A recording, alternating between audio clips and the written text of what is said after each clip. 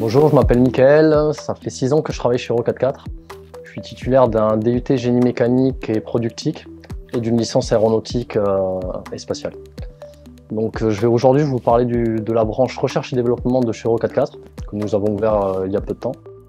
Donc cette branche a plusieurs fonctions, elle va nous servir à développer des pièces innovantes pour nous permettre de réparer et préparer facilement vos 4x4. Cette branche répond à plusieurs besoins de différentes natures, que ce soit des pièces plus fabriquées, difficiles d'approvisionnement, ou encore des pièces qui ne se trouvent tout simplement pas sur le marché. La pièce qui va nous intéresser aujourd'hui est une pièce qui existait déjà chez nous, mais qui a posé des grosses problématiques de montage à certains clients. Donc de grosses modifications, un certain nombre de pièces à découper ou à enlever pour positionner la pièce. Donc c'est précisément ce dernier cas que nous allons voir aujourd'hui.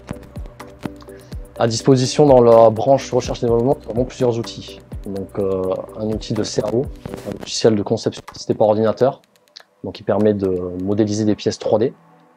Un logiciel d'impression 3D qui va nous permettre de faire le lien entre le logiciel de CAO et la machine d'impression 3D. Nous avons donc deux imprimantes 3D que vous voyez derrière moi. Ces deux imprimantes 3D fonctionnent sur la même technologie, une technologie de dépose de fil chaud, c'est-à-dire qu'on va mettre un matériau sur une bobine, la machine va chauffer une buse à une température donnée. Cette buse va tout simplement déposer sur des axes X, Y, Z le matériau pour obtenir la pièce souhaitée. Donc on fait des strates de matériaux pour obtenir la pièce voulue en 3D. Donc à ce jour, la pièce existe toujours à notre catalogue et depuis l'ouverture de la branche recherche et développement, j'ai à ma disposition des outils qui vont me permettre de potentiellement résoudre ce problème. Pour la petite histoire, je suis rentré chez Euro 4x4 en 2017 en tant que support client. Donc j'étais au service SAV. Dans ce service, ma mission était de rédiger des dossiers de garantie et de faire la résolution des problématiques clients. J'ai rapidement identifié un problème sur la référence FSE1000, qui a eu un des top ventes chez nous, qui est le schnorkel pour le Nissan Patrol Y60 2,8 litres. Donc à l'issue de plusieurs entretiens téléphoniques avec des clients qui rencontraient des problématiques de montage, j'ai aperçu que le problème était uniquement sur la partie raccordement entre la boîte à air et le schnorkel que nous commercialisons. Toute cette problématique m'a lancé dans une recherche pour comprendre d'où venait cette complexité. Je me suis rendu compte que le schnorkel que nous commercialisons était destiné au moteur 4,2 litres, qui a une boîte à air complètement différente du 2,8 litres.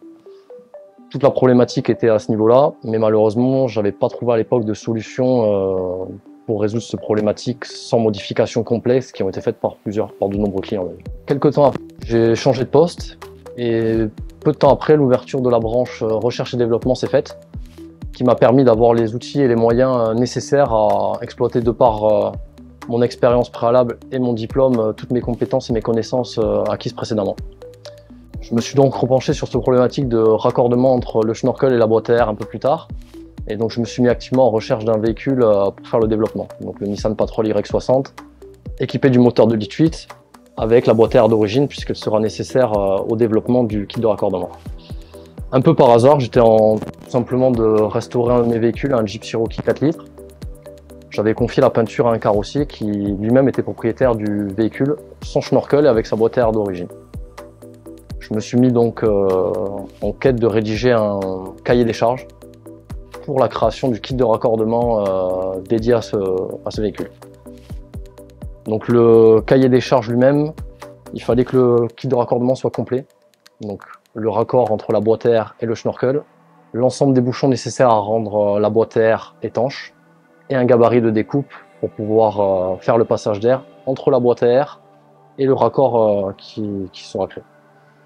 Deuxième point important, il fallait aussi que le montage soit le plus simple possible. Qu'il n'y ait pas besoin d'outils spécifiques, de postes à souder ou d'outillage complexe à se procurer. Troisième point, il fallait que le montage nécessite le moins de modifications possible pour optimiser le temps de montage et pour pouvoir réaliser un tutoriel de montage le plus simple et le plus rapide possible. La plus grande problématique technique que nous avons eu rencontrée est de positionner le raccord pour qu'il laisse passer suffisamment d'air entre le schnorkel et la boîte à air pour ne pas brider le moteur. En cinquième point, il fallait conserver le filtre à air d'origine, tout simplement pour une praticité d'entretien, pour pouvoir trouver son filtre, qu'on soit en raid, en balade ou tout simplement lors d'un entretien classique à prix intéressant. La réalisation du kit devait se faire chez Euro 4x4 pour être autonome et réactif sur les délais. Et pour finir, un point très important du cahier des charges, il fallait être le plus économique possible pour proposer une solution clé en main à un tarif abordable. À la suite de la rédaction du cahier des charges, j'ai pu récupérer le Nissan Patrol Y60 de litre de mon ami carrossier dans le but de commencer le développement. La première partie a consisté à positionner le schnorkel sur l'aile du Patrol. Pas de problématique à ce niveau-là, il suffisait de positionner le gabarit fourni sur l'aile, faire les perçages, retirer le gabarit, positionner le schnorkel pour le mettre en place sur l'aile. Une fois cette première partie effectuée, nous avons pu constater le peu d'espace disponible entre la boîte air et le schnorkel pour créer le fameux raccord tout en laissant passer un maximum d'air entre la boîte à air et le schnorkel. Toute la difficulté de l'exercice va consister à passer la plus grosse quantité d'air à ce niveau-là pour ne pas brider le moteur et si possible au passage gagner un peu de performance. À l'issue de cette première journée de montage, nous avons réalisé le Proto Zero qui est en fait tout simplement une ébauche en plastique découpée et chauffée. Donc en voici le Proto Zero. Donc la deuxième étape va consister à dessiner la boîte air du véhicule, tout simplement pour pouvoir positionner le raccord de manière optimum et garantir une étanchéité parfaite. Donc, une fois la boîte air dessinée, j'ai intégré la géométrie du Proto Zero avec des améliorations dans le logiciel de 3D. Donc, ce deuxième prototype que j'ai appelé Proto 1 a été imprimé en 3D. Il est ici, donc le voici. Ça c'est le premier prototype sorti à l'imprimante 3D. Bon, il y avait bien sûr certaines modifications à prévoir. Le raccord n'avait pas le bon angle à ce niveau-là, il était trop long, il venait buter dans le schnorkel. Donc à ce niveau-là, il fallait revoir. On avait aussi une problématique, c'est que au niveau de la boîte air, il y a un certain nombre de supports dans lesquels il faut intégrer le raccord. Mais là, on était trop long, donc on n'avait pas une étanchéité optimum à ce niveau-là. Donc toutes ces problématiques vont être reprises sur le proto numéro 2 pour essayer d'être solutionnées. Le proto numéro 2, toujours en impression 3D. Donc là, on peut voir par rapport au proto numéro 1, on a tout simplement retouché la longueur. J'ai retouché un peu la longueur au niveau du passage d'air pour pouvoir récupérer une lèvre de fixation et d'étanchéité la plus grande possible, tout en gardant un volume d'air nécessaire au fonctionnement du moteur. Autre problématique, toujours au niveau du raccordement donc sur la partie boîte à air schnorkel. On a le schnorkel à ce niveau-là. Le schnorkel est à ce niveau-là. On a carrément découpé le proto numéro 2. On a une grosse problématique, impossible de positionner des outils de mesure, donc il a fallu faire à tâtons.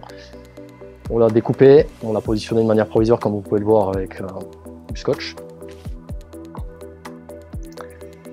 Le proto numéro 3, donc qui est une évolution du proto numéro 2 bien sûr, on peut voir que j'ai réussi à copier assez fidèlement la partie raccord côté schnorkel pour obtenir quelque chose qui se rapproche de la partie provisoire. Alors, il y avait toujours une problématique, c'est qu'il y avait un angle à respecter. On se retrouve en 3D. C'est très compliqué puisqu'il n'y a pas d'espace à ce niveau-là. Donc il a fallu tâtonner sur le proto numéro 4. Je me suis rendu compte d'un problème qui est lié purement à l'impression 3D, c'est que la partie supérieure du raccord est à la limite de s'écrouler lors de l'impression. On peut voir ici à ce niveau-là. Donc j'ai dû modifier ma conception dans le but uniquement de pouvoir améliorer l'impression 3D lors de la création du raccord. Donc le proto numéro 4, on peut voir ce que je viens d'expliquer à l'instant. La partie supérieure a été faite un peu en forme de voûte, tout simplement pour que le matériau se dépose de manière plus simple et de ne pas risquer un effondrement et d'avoir une finition un peu plus simple. Donc le proto numéro 4, c'est celui qui est le plus proche de la série. On retrouve les trous de fixation. Donc les trous de fixation ont été faits pour positionner des rivets. Il faudra ensuite, lors du montage qui sera vu lors du tuto, positionner un produit d'étanchéité pour rendre le raccord complètement étanche par rapport à la boîte à air. Celui-ci était bon au niveau du raccord. Donc ça se joue à pas grand chose, hein. On joue avec des angles 10, 15, 20 degrés. Voilà. Là on obtient quelque chose qui correspond et qui tombe en face du schnorkel, donc il n'y a plus qu'à positionner un manchon caoutchouc pour venir faire le raccordement final. Voilà pour le dernier proto avant la série. Je vais vous présenter le raccord final.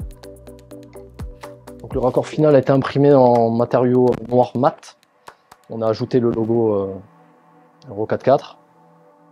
Donc voici la pièce finale réalisée à l'issue. Donc on peut voir la différence et le chemin parcouru par rapport au Proto Zero qui était l'idée de base. Il y avait quand même un peu de travail de réalisation. Voilà pour la partie raccord qui était la plus complexe à dessiner et à réaliser, de part par la conception 3D qui était assez poussée, et de par les différents essais et le manque de possibilités de mesure entre la partie schnorkel et la partie raccord. Ce kit nécessite des bouchons. Ils sont au nombre de 2, donc il y a 2 bouchons. Ces 2 bouchons ont été conçus et réalisés par mon collègue Cyril. Donc ce premier bouchon qui sert à obturer l'entrée d'air sur la boîte à air.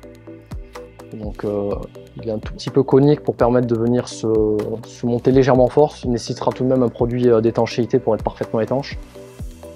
Bon, c'est pour ce bouchon. Un deuxième bouchon qui est situé sur le bas de la boîte à air, qui est au niveau du drain d'origine qui permet en fait d'évacuer l'eau s'il y a une entrée d'eau de passage en tout terrain. Ce bouchon là est le plus petit, mais il a demandé beaucoup de réflexion puisqu'il fallait trouver une solution pour rendre le bouchon suffisamment solide au montage, mais pas trop, sinon il n'était pas possible de le clipper correctement. Donc voici le compromis qui a été trouvé avec un bouchon, après plusieurs essais il a donné satisfaction puisqu'on peut le clipser et le déclipser plusieurs fois. Il nécessitera aussi un produit d'étanchéité pour le monter. Dernier élément du kit de raccordement, le gabarit. Alors le gabarit initialement, pour respecter le cahier des charges et rendre le kit le plus économique possible, il avait été choisi de faire un gabarit papier. Un peu comme on peut retrouver d'ailleurs dans le schnorkel pour le découpe sur l'aile. Il a été très compliqué de positionner un gabarit papier puisqu'il fallait rendre cette forme à plat. Et ça n'a pas donné du tout satisfaction puisque la forme était assez irrégulière et pour une découpe, c'était pas assez qualitatif à mes yeux.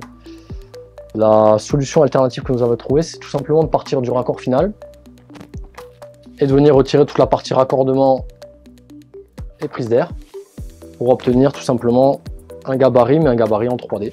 Donc ce gabarit sert uniquement au montage, il ne servira pas dans le kit. Une fois les perçages faits et la partie découpe pour positionner le raccord et faire le passage d'air entre la boîte à air et le raccord, il ne nous servira plus. Il sert uniquement lors du montage. Donc voici le kit complet que nous avons créé. Il vous sera joint avec un petit document explicatif où l'on retrouve les 4 éléments qui sont fournis dans le kit. Les outillages nécessaires, donc c'est des outillages très basiques, une meuleuse, une pince à arriver, une perceuse et un produit d'étanchéité. Sur ce document, vous retrouvez aussi le lien de montage pour le tutoriel qui suivra cette vidéo. Donc le kit de raccordement sera disponible sous la référence FSE 1121. Nous proposerons aussi également un kit composé du schnorkel plus du kit de raccordement sous référence FSE 1122. Cette vidéo sera suivie du tutoriel de mon collègue Michel pour le montage du schnorkel et du kit de raccordement que je viens de vous présenter. Nous avons un certain nombre de propositions en termes d'innovation sur des produits, alors que ce soit des produits réalisés en impression 3D ou des produits qui vont être réalisés en aluminium ou en acier. L'imprimante 3D permettra de faire le lien entre le parti prototype, donc ça sera des prototypes, et la partie finale en acier ou en aluminium sur d'autres éléments que nous sommes en train de développer actuellement. Ce projet est très valorisant puisqu'on est parti de zéro. On est parti d'un problème remonté par certains clients. On a pu donc faire la conception de A à Z, donc de la recherche du véhicule jusqu'au développement des différents raccords et éléments nécessaires à créer un kit de raccordement complet, accessible à un bricoleur comme à un professionnel. Et vous pourrez retrouver ce kit sous la référence FSE 1121 sur le site euro44parts.com.